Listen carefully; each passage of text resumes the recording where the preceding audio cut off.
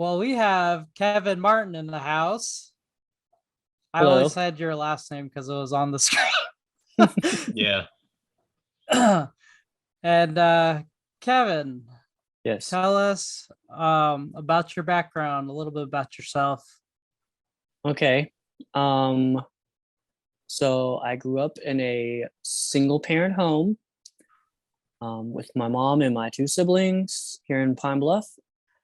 Um, so yeah, life was okay. Of course it was a little rough at times, my mom being a single parent, but looking back now, I know that my grandparents helped us out a lot more than we realized. Um, as far as being gay, I guess I always knew I was gay. I always felt different. Um, I mean, you hear stories of, gay men, play with their sisters Barbies or, that kind of stuff. And I did that too. I mean, I don't think that necessarily makes Yeah. a little boy gay, I but played Barbies with my sister too. okay, see, so yeah, I always knew I was just different. Um, and my family didn't start going to church until I was about 12. My sister started going to, well, our babysitter would always invite us to go to church with them, which was just on the street. It was a Southern Baptist church. And so my sister started going and my mom started going. And then I started going um, kind of reluctantly, only because I was really shy as a kid, really quiet, really reserved. And so being in new places around people I didn't know was kind of frightening to me. Um, but I got in the youth group and I got to know some people and I actually really enjoyed going. Um, and I got really close with like the youth pastor's daughter and some other people that, eventually I came out to probably around the age of 15.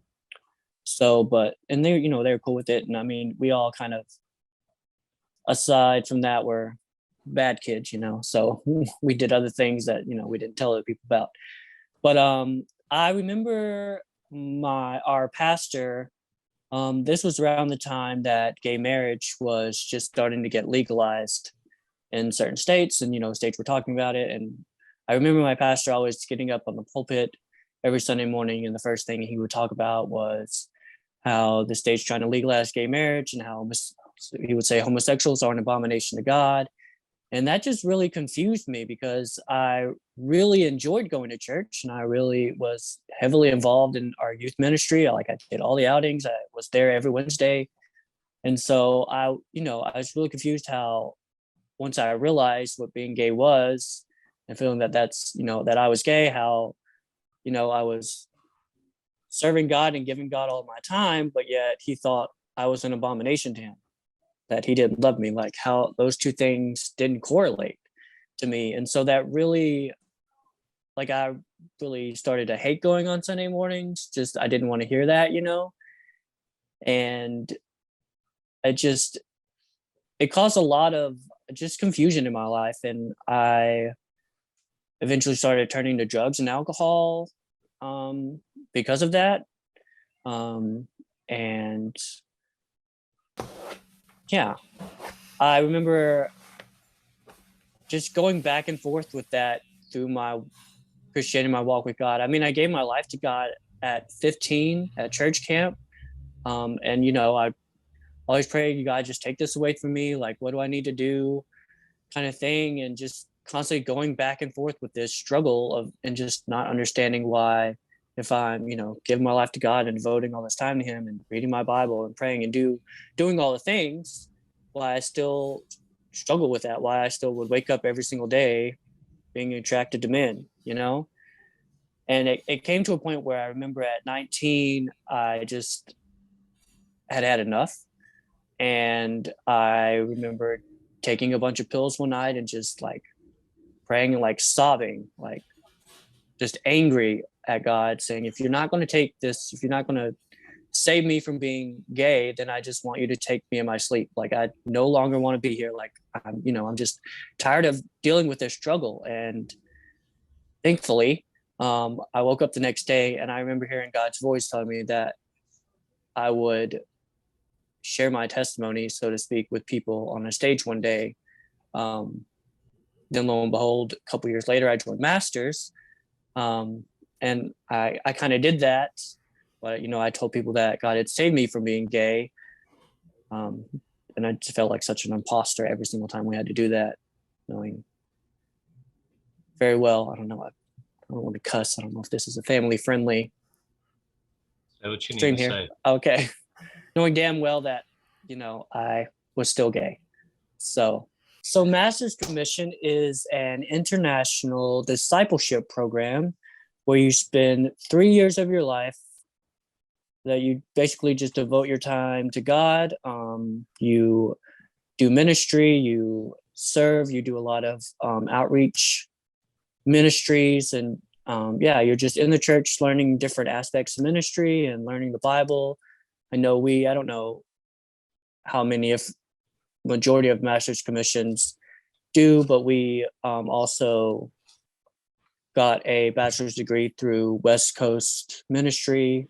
So we were able to get a degree in like 2 years. So kind of a fast tracked ministry degree. I mean, you could pick whatever sort of ministry you wanted to go in, whether it be youth ministry, kids ministry. It's just a 3-year discipleship program where you just basically devote your life to ministry.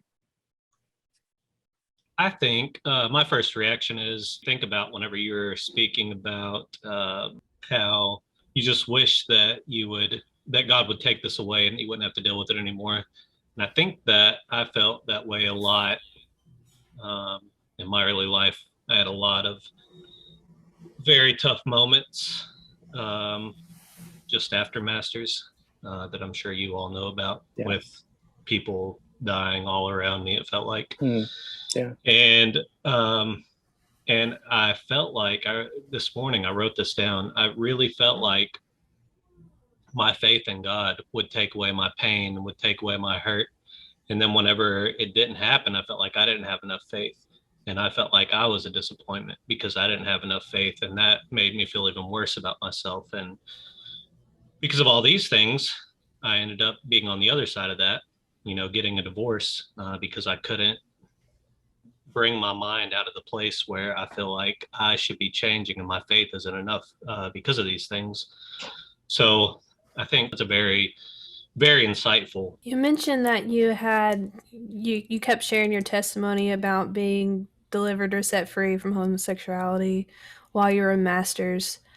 Can I ask you, did you feel the need to lie, or was it like you were just trying to hold the faith, like kind of what Alex was talking about, until one day it just got better or fixed? Part of it definitely was just trying to hold the faith, and part of me felt like that if I said it enough times, it would be true. Like maybe if I just kind of like fake it till you make it, which we heard a lot in Masters, which I don't agree with that phrase 100% because, well, I tried it and it didn't work. It felt like maybe if I just say it enough times, maybe something will change or something will happen. And again, holding onto the faith, like I'm in this program where I'm living and breathing the word of God like every single day. Like I felt like that was kind of my last resort, so to speak, or when I joined that was God separating me from all these other things, and not just my single purpose wasn't going into Masters just so that I could overcome being gay. I mean, there are a lot of other things, going on. I mean, I was still like, at that point, like I would wake up drinking almost every day. I still, did drugs. And so I definitely wanted to get away from those things. And of course, being in Masters definitely helped that. And, but I just felt like maybe if I was just in this space where, we were just surrounded by the word of God and all the time, that, something would change. Yeah. So you leave Master's Commission, and did anything really change for you as far as what you were feeling inside? Where were you at mentally? Well, 3 months after Masters, I got married. And I guess I felt, so at that point, my thought process was that as long as I stayed faithful with God and read my Bible and prayed as I should, that I could manage the homosexual urges. And so, yeah, I got married 3 months after master's, and I mean, everything was great. I mean, first year of marriage, you're doing a lot of married things. So, I mean, the first year was great. Like, did I see a guy randomly and thought he was attractive? Sure. But I didn't, I guess I should also reference, I used the technique we learned in our first year of bouncing our eyes. So, you're supposed to do it for women, so I just did that for men.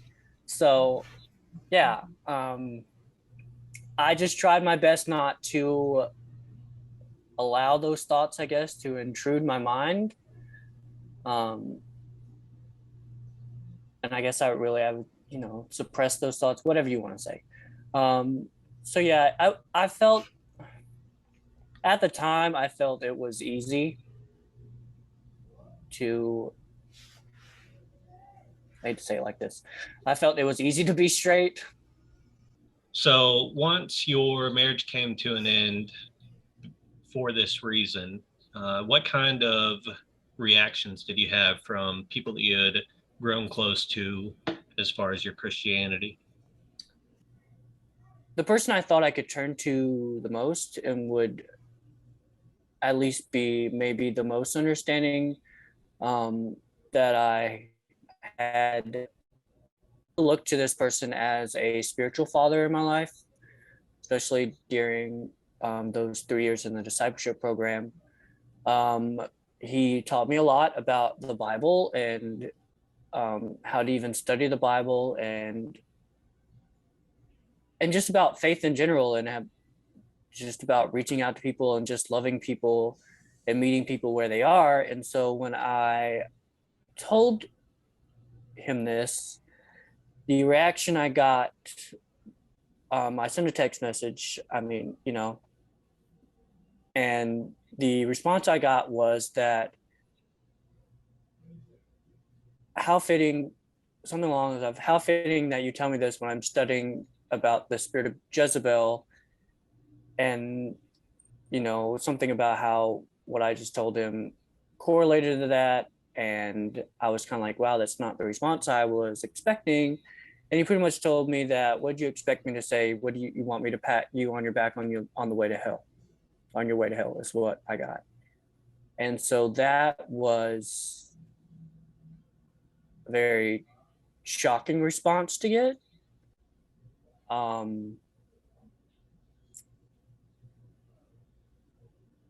In a way, I mean, the way he puts things and says things is very matter of fact, but even in the past, but he also offered guidance in whatever the issue I came to him with. And so just to get that was shocking, and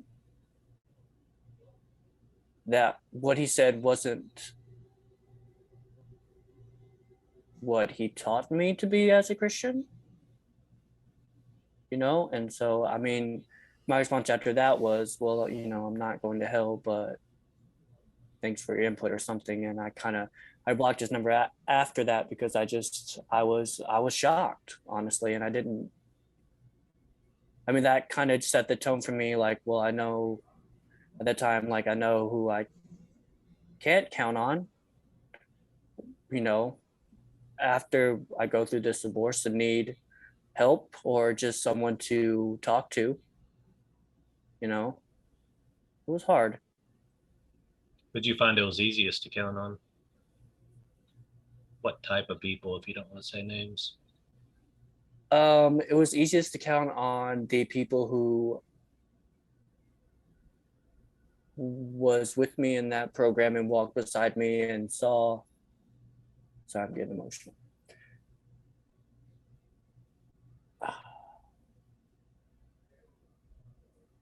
That saw me at my worst. We saw each other at our worst, and we still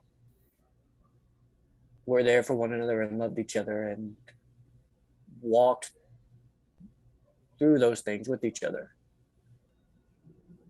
I want to know, kind of during this stage in your life where you're facing like heartbreaking disconnections from people you didn't feel like you would ever be disconnected to, and responses from people you loved and trust and walked with for years, just to, say something like that, which is wild to me. But I want to know what you would tell someone in that position from where you are right now. Like, what would you say to them facing that disconnect? I don't want to say hold a grudge. I didn't hold a grudge, but I was very angry at this person for a while. But in the end, we're all human beings, and I don't know if I can say anything super reassuring other than that people just suck sometimes. And even yeah, people suck, but also there are people out there that do understand, or maybe don't understand, but are willing to see that you're just in a tough place, whether you agree with the decisions they've made or not. They're in a tough place and they need someone to at least walk beside them and offer guidance, advice. I mean, in the end, people are going to make their own decisions, but if you find those people that really truly care about you and just be open to what they have to say and what they have to offer you, and the people that are willing to meet you, I hate to say it like this because it's such a Christian thing to say, not that I'm not a Christian, but it's such a churchy thing to say, people that are there to meet you in your mess. A Southern Christian thing. Exactly. Yeah, it's just those people hold on to those people that are willing to walk through whatever it is with you. Hold on to those people. I think you always see Jesus meeting people wherever they are. He goes to tax collectors' houses and whatever. I think that's what you're saying. Yeah. It's not necessarily that they're in a mess, but wherever people aren't approving of that Right. person, Yeah. Jesus isn't afraid to go and meet them at their place. Right. What do you think the separation is in someone like who sent you that message, in their mind, from like this, like at one point they saw you this way, and because of this decision now they see you completely different, completely disregarding the relationship that was built over the span of several years? What do you think made that happen? Is it just bad theology or what? Part of it, expectation that I had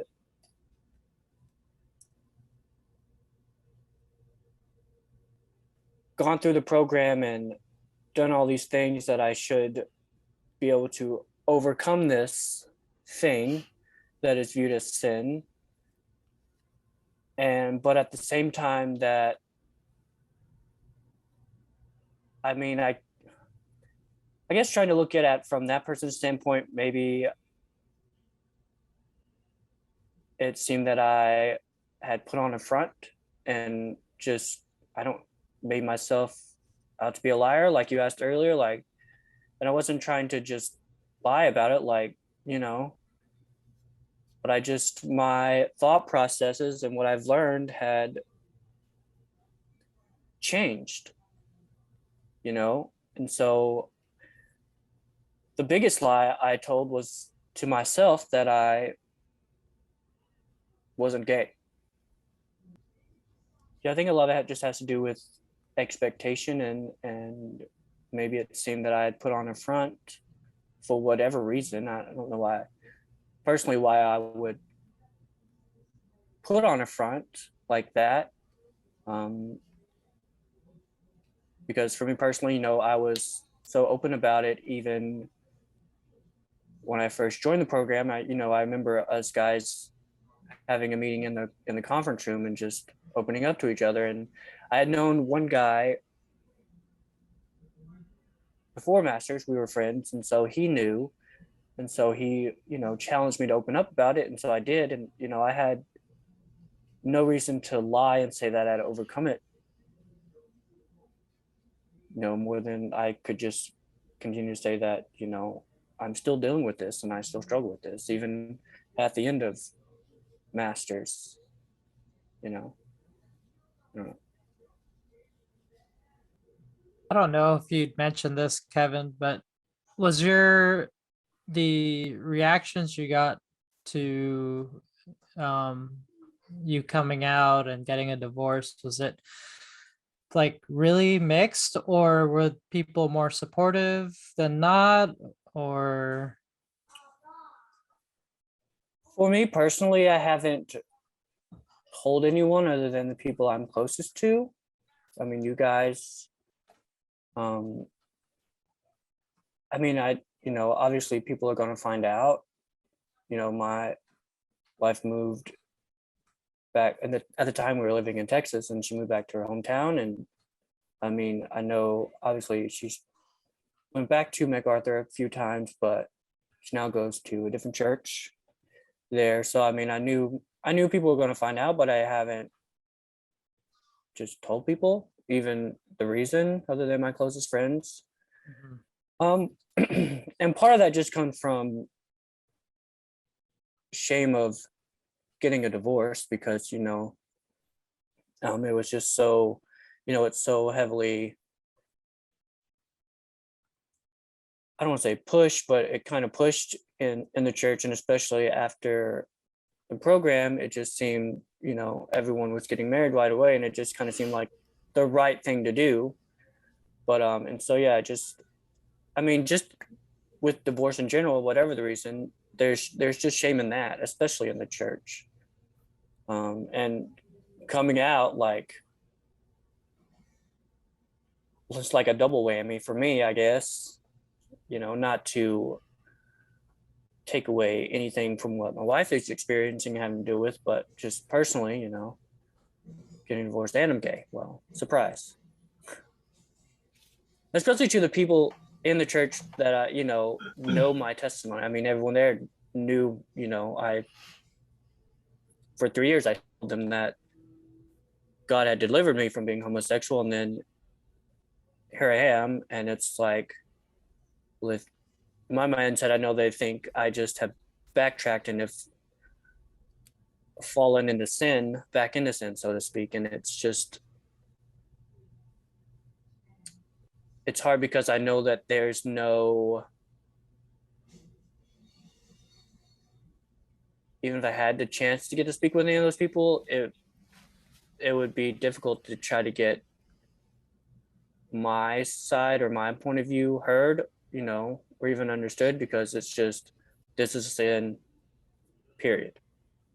Do you feel like it is possible to be a Christian and to be gay? Yes. Why do you feel that way? I feel that way because I feel that everything that the Bible acknowledges as sin is something people choose to do. They make that choice, I think. And as far as being gay, I never made the choice to be gay. And that was one thing I was so confused about early on in my walk with God, is that, why am I dealing with this? I didn't choose this.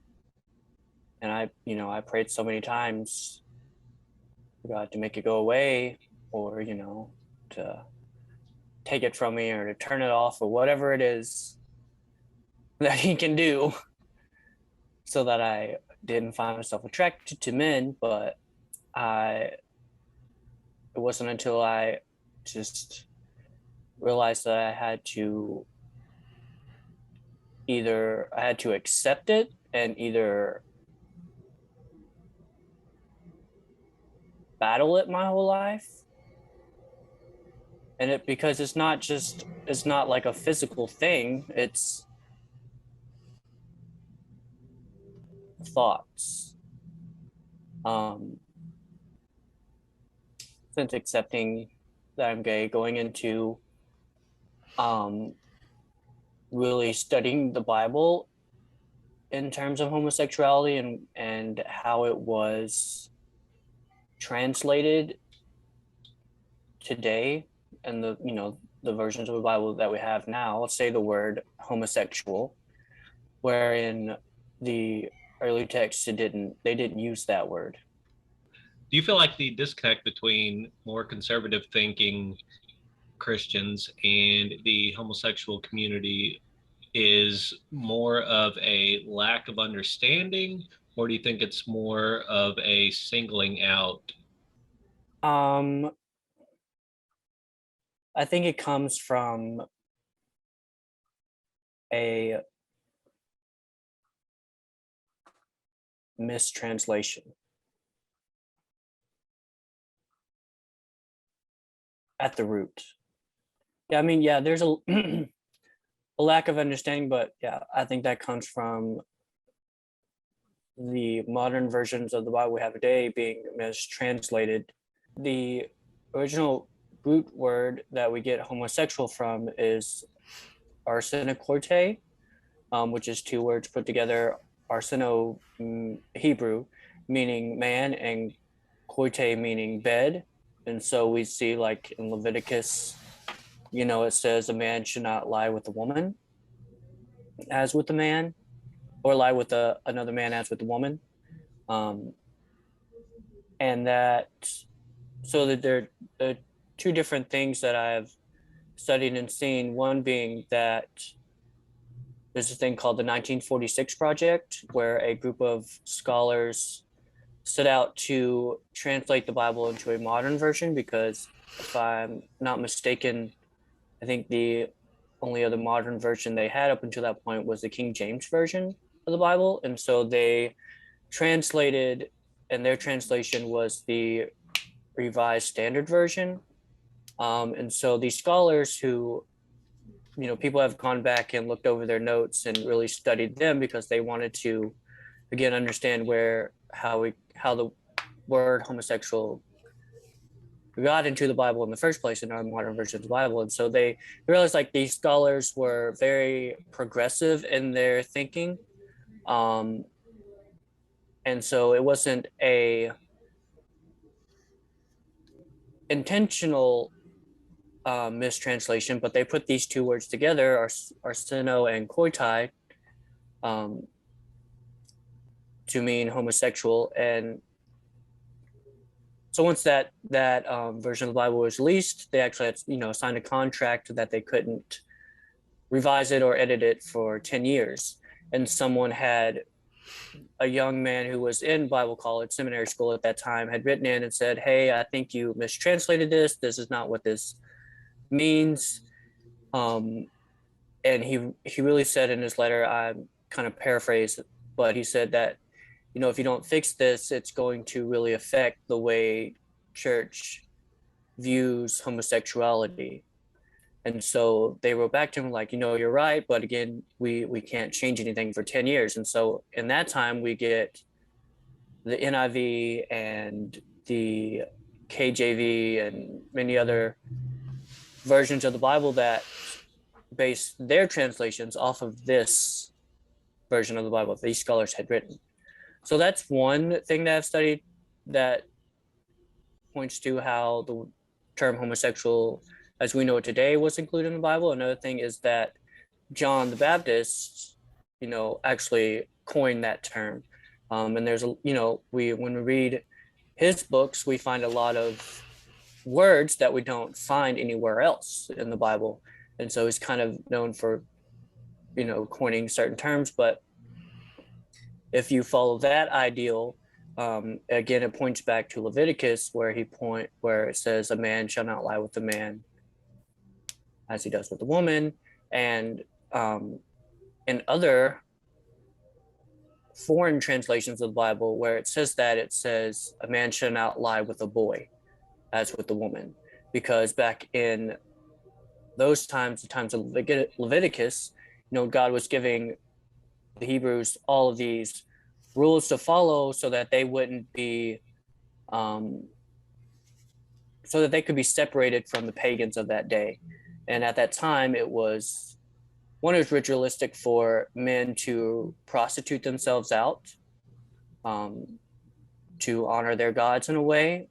It was also in that time and in Roman times for men to solicit their male children to other rich men in society so that they could gain a sort of notoriety in the way they lived in their social status. So what I feel is correct in how the Bible was originally written is that, it's not that God is against two adult men living in a monogamous relationship, but it's, against prostitution, whether that be same sex or opposite sex prostitution, or, pedophilia, even, excuse my French, whoring out your children, or to gain social class, or even just pedophilia in general as we know it. So that's how through what I've studied and what I've learned and how to study the Bible, that's the conclusion I've come to, in that God isn't against same-sex attractions, as long as they are, again, monogamous and with two consenting adults. And another thing is that in Corinthians, it kind of repeats Leviticus, in that a man should not lie with a man, I think it says a woman lie with a woman that is unnatural to them. And I don't think it's saying that that specific act is unnatural, but you shouldn't do it if it is unnatural to you as a person. And for me, I feel like that points to God being okay with same-sex attraction. So, Do you think if churches were more affirming of homosexuality, that we would see the trend of other churches following suit?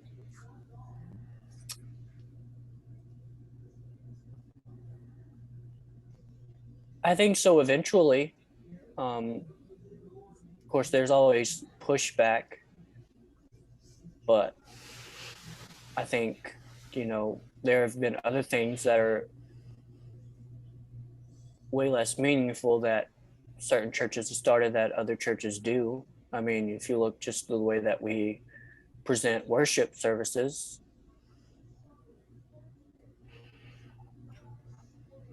That is a good We've point. gotten I away didn't even think about that we've gotten part. away from hymns, and now we do modern music, Wow. and we have lights and fog machines. Depends on where you're at, but Well, it yeah, I depends on get where it. you're at, but yeah, there are churches And that have followed a more modern approach to worship. I think it could happen with other things as well.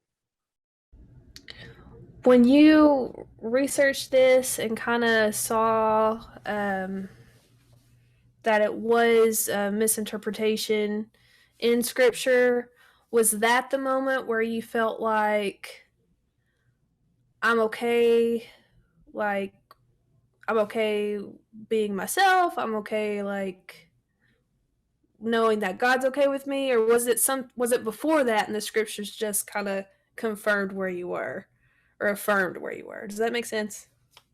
Yeah. No, it definitely came from just seeking it out for myself.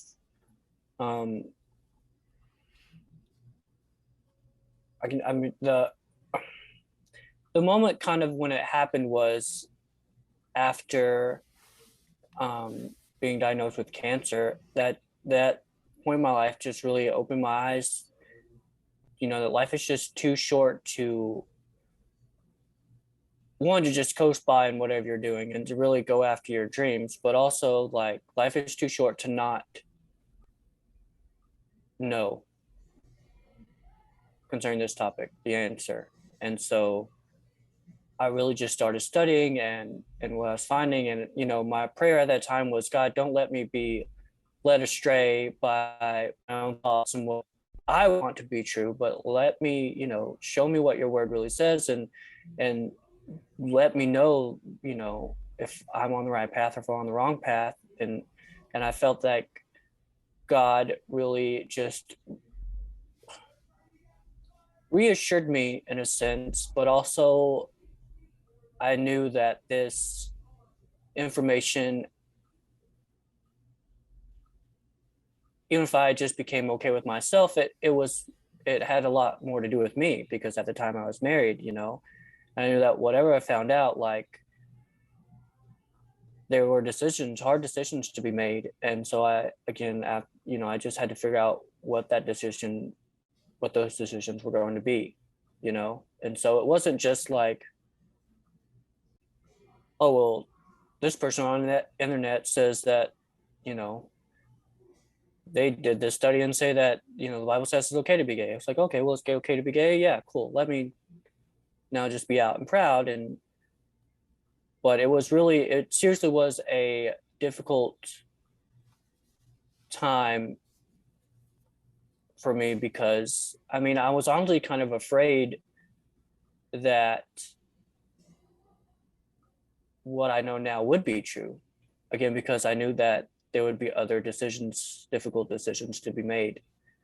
So it wasn't a spur of the moment decision to just divorce my wife and be gay. Like, there were hard decisions to be made there, and I really sought God in those decisions, and what I was studying and what I was reading.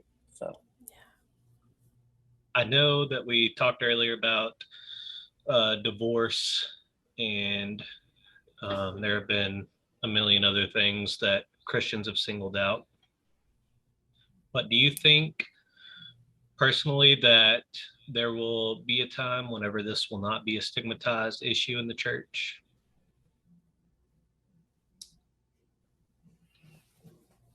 I would like to say I hope so. I know that there are several affirming churches these days, and of course, I feel like the church outside of those affirming churches may find other reasons to disregard what those churches teach. Maybe it's because the pastor is, a somewhat famous pastor that's, on YouTube, and maybe, what they say is more of a feel-good message, maybe just because of the way they preach, or because the way they dress is, I guess you would say, trendy. I guess, they and I'll say, yeah, some churches do cater to an audience, but I think all churches to an extent cater to an audience. The way a preacher preaches, I feel like not every preacher, but some preachers preach that the way their congregation wants to hear a message preached, So, but I do think that churches will become more open, because whether you agree with it or not,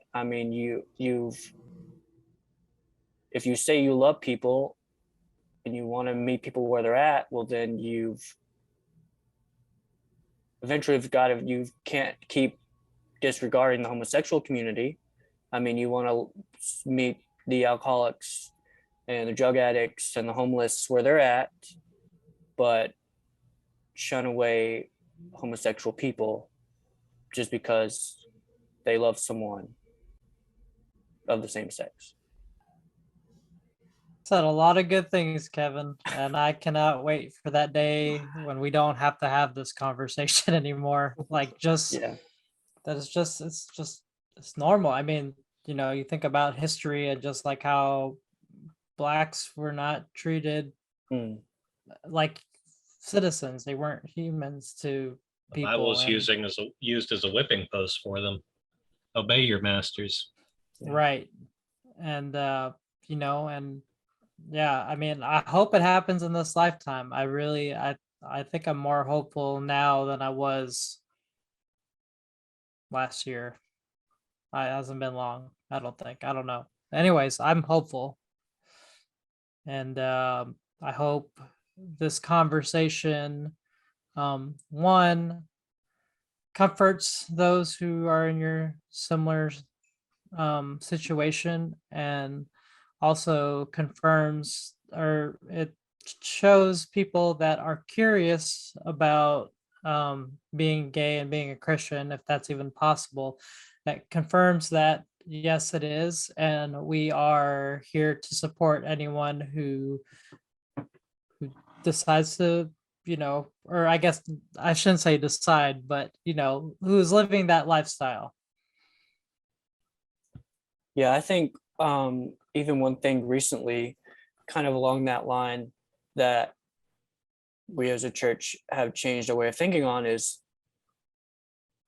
where the Bible says that wives should submit to their husbands.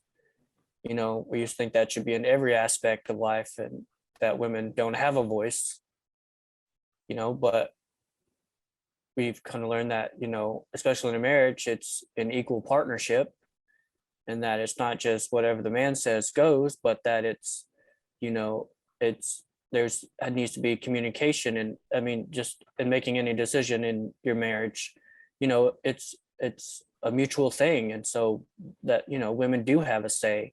I mean, now I feel like we see even more and more women teaching classes, and there are women pastors. And I feel like even now that's still a little bit of a stigmatism, women pastors, but we're definitely more open to it now because God can use women to speak. I mean, why not? I don't have any experience in the divorce side of things, but I do have experience in the coming out side of things, and I know how it can be. And I just want to say that I'm so proud of you, even in the midst of a divorce. I'm so proud of you for being honest to yourself and honest to people and living authentic. And it takes courage and bravery. And just want to say I'm proud of you. And I'm thankful that you shared this part of your story with me. Well, thank you. I will say that I'm envious of you in a way because you share just on social media that you're out and you're so proud about it. And I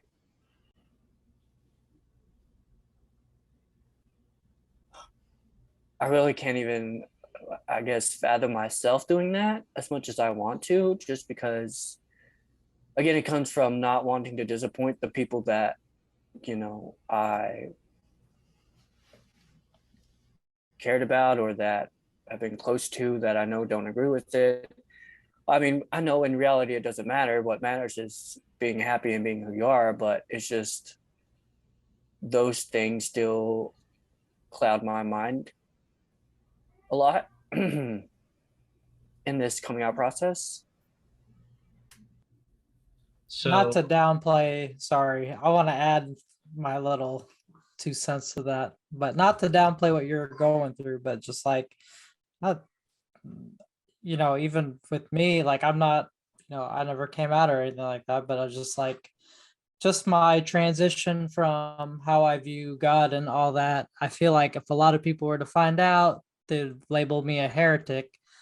And I don't have Facebook anymore, so I can't literally tell people people literally have to ask me what I think about certain things, and I tell them, I give them the honest answer and go from there. So anyways, I think this is helpful, especially for, when people who are gay. And I'm not going to pretend like I understand the community completely, but I can imagine there are a lot of people in your shoes right now that aren't openly as open as others. So this is helpful, I think.